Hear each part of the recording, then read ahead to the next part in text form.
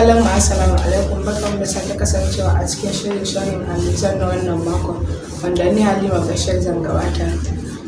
A yau ina ɗauke muku da almizan Juma'a 28 ga watan Rajab shekara ta 1442.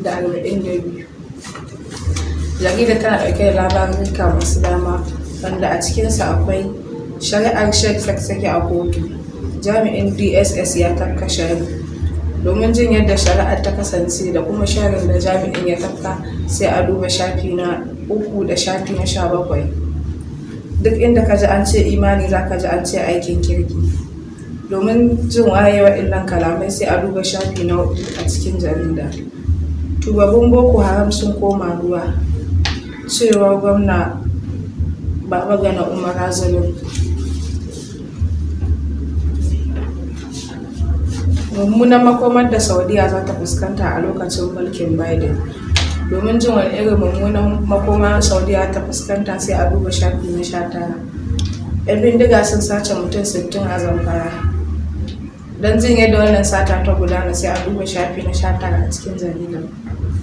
An gudanar da taron yin mushuhada a Suleja. Domin jin yadda taron ya gudana sai a duba shafi na 17 a cikin jaridar. Waɗanne abubuwa ne ke kawo rabuwar masoya?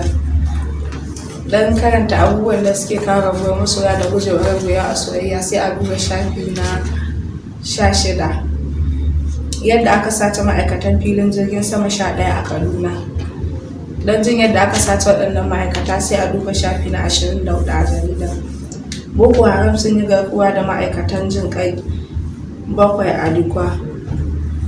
Domin jin yadda Boko Haram suka garkuwa da waɗannan ma'aikata sai a duba shafi na 24 a cikin jaridar.